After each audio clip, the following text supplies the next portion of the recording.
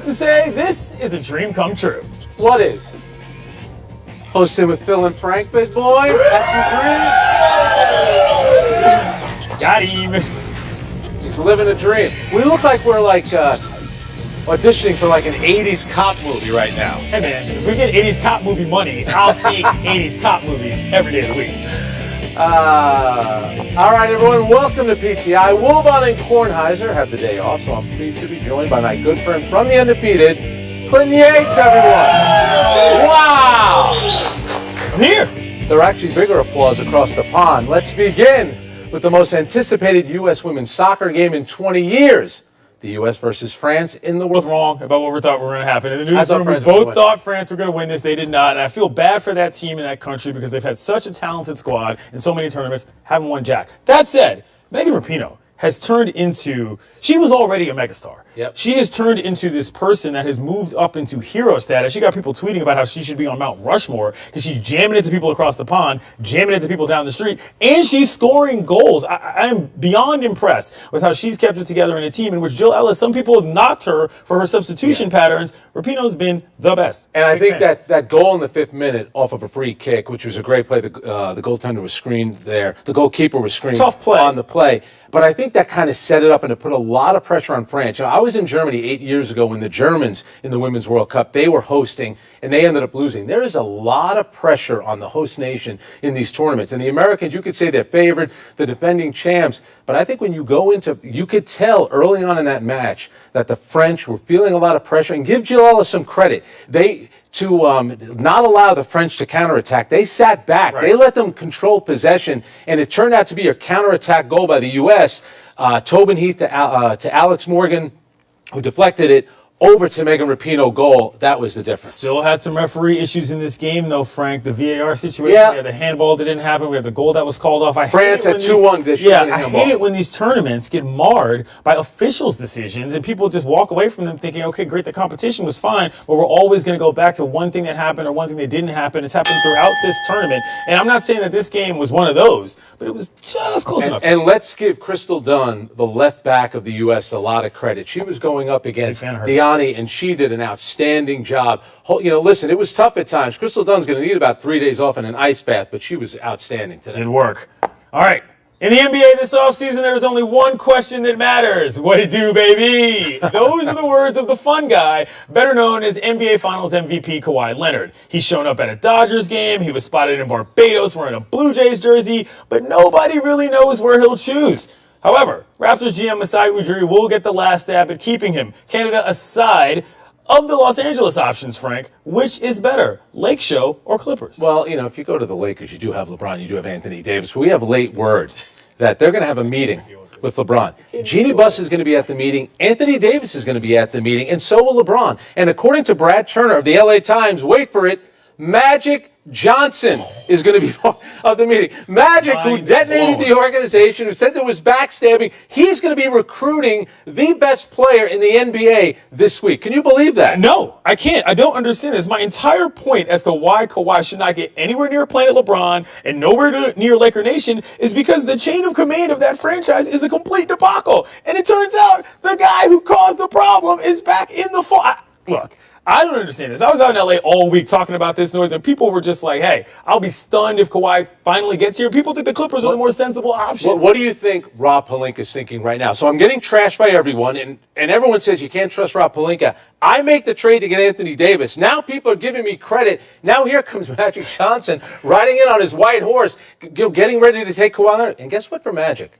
You might not get Kawhi. I think Kawhi's going back to Toronto. And if he goes to They're the better team. Of course he goes back to Toronto. They're the best team in the league, and they got the hardware to prove it, and Masai stayed. That's the key part about all this. If he had left, that's a different story because the guy who brought him was not going to be the guy who he was there with. Look, I never thought I was going to be at a point where I thought that Kawhi should go, but then he won the whole thing, and I was like, man, I wouldn't be that mad if he walked away. Don't you think, too, you look at Kawhi Leonard, does he look like he wants to be the third guy with Anthony Davis and LeBron? He's been the dynamo dynasty killer, whether beating Miami and, of course, beating Golden State. You can even make the case he killed San Antonio by leaving. You see him as a mercenary joining that team? Magic Johnson is involved, Frank. That's the headline. I cannot believe that.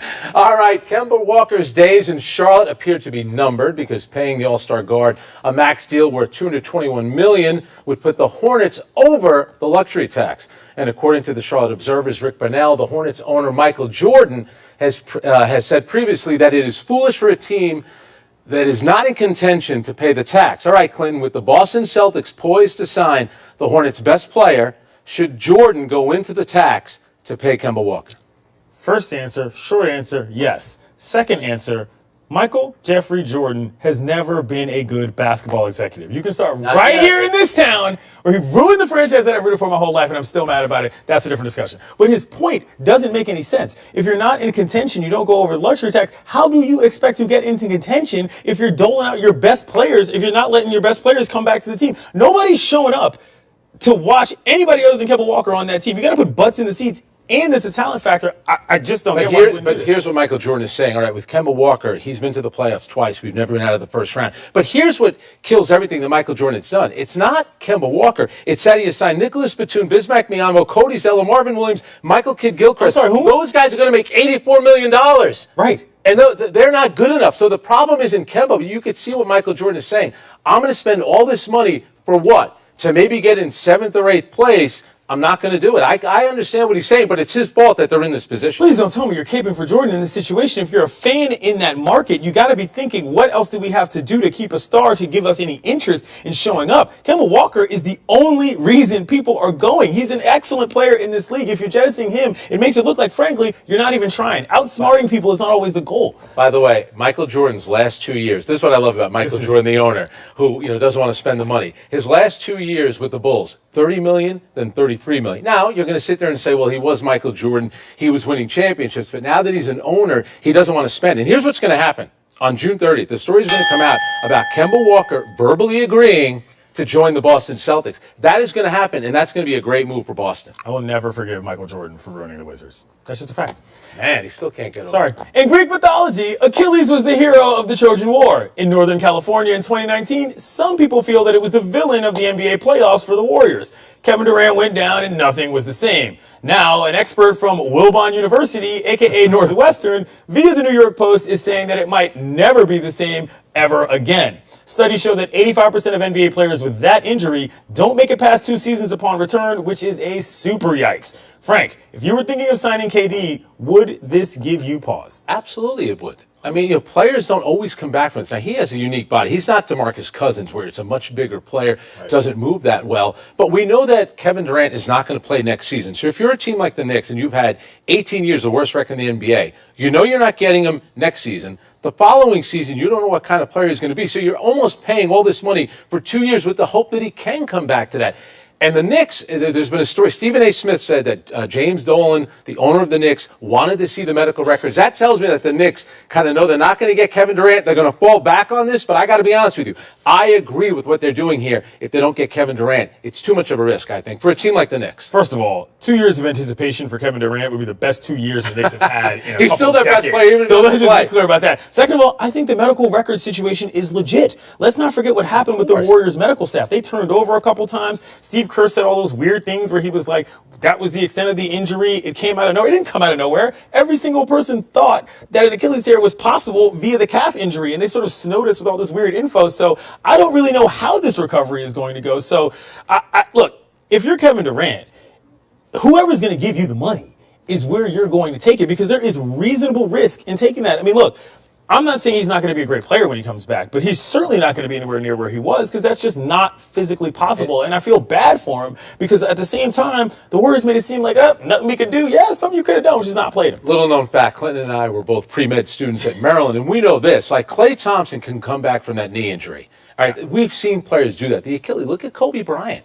And I get it, he was a little bit older, but you're never the same after an injury like that. And you have to be, I get it, if it's the Warriors, he's coming back to a team with Draymond Green, Steph Curry, Klay Thompson, but you're gonna, like a team like the Knicks. How are you going to do that when you live through the contracts of Antonio McDyess, Allen Houston, You're asking Amari me. Stoudemire? The guy lives in New York. Tell me, what are the Knicks going to do? This is a total mess. I feel badly for Kevin Durant, but someone's going to pay him crazy money knowing he's not playing here. It's the biggest story in the NBA for the next 5 years, frankly. All right, the NBA is prepared to implement a coaches challenge starting next season. In a memo obtained by Zach Lowe, coaches will get one challenge per game to challenge fouls, goaltending, basket interference, and plays when the ball is knocked out of bounds. You cannot, however, challenge a non-foul call. What I especially like about this is that to alert the referees of a challenge, the coach will twirl his finger in the air, wave it like he just don't care.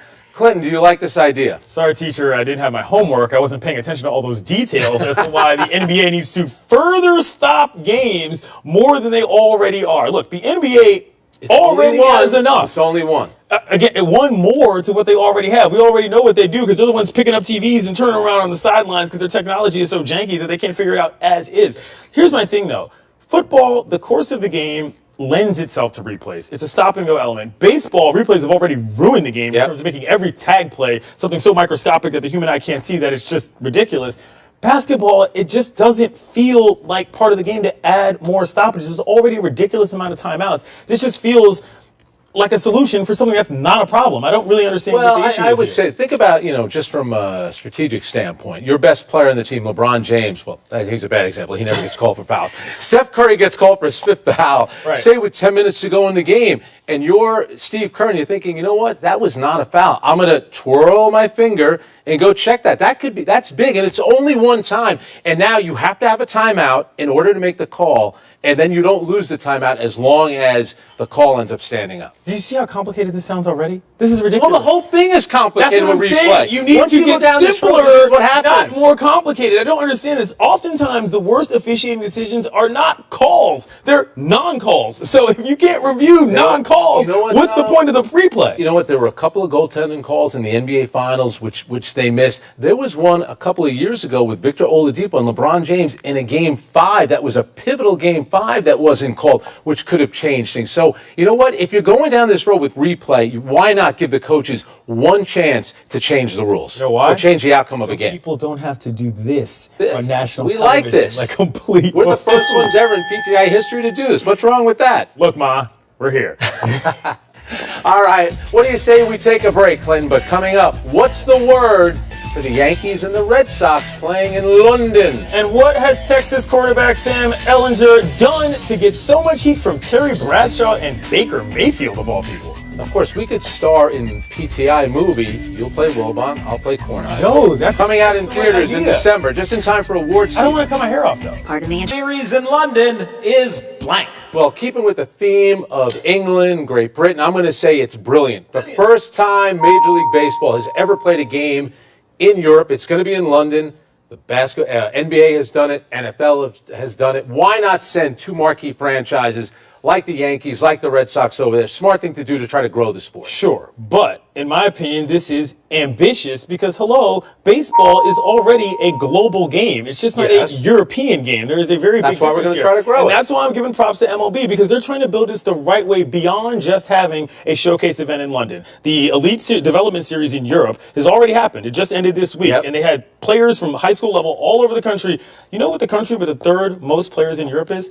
Czech Republic, Frank. That's what I'm saying. They're doing things in places that people don't realize is happening. And in this country, we need more kids playing baseball. That's the way you're going to grow the game. Highlight events in which you've got big-time rivalries, those are fine for expats and all that, but putting bats and balls and gloves in people's hands. It's still pretty cool, though. It's Olympic Stadium where Usain Bolt won the 100. I was there, by the way. And the roof kind of hangs over home plate, and 385 to dead center. Even Clinton Yates could hit a home run there. All right, what do we got next? Texas quarterback Sam Ehlinger should feel blank after Terry Bradshaw and Baker Mayfield took shots at him. I'm going to say surprise. I'm Sam Ehlinger. I got Baker Mayfield, who's in the NFL, talking about, getting into this whole thing about my high school, your high school. That's one thing. Then I got Terry Bradshaw over at Louisiana Tech, looking like he's, filming a scene for the Water Boy with those overalls on, taking shots at every Texas quarterback. Terry Bradshaw, a little bit too old to be picking on a teenager. So the MLB All-Star Game hasn't happened yet. It's not even July yet, and we're talking about college That's football how it works. and high school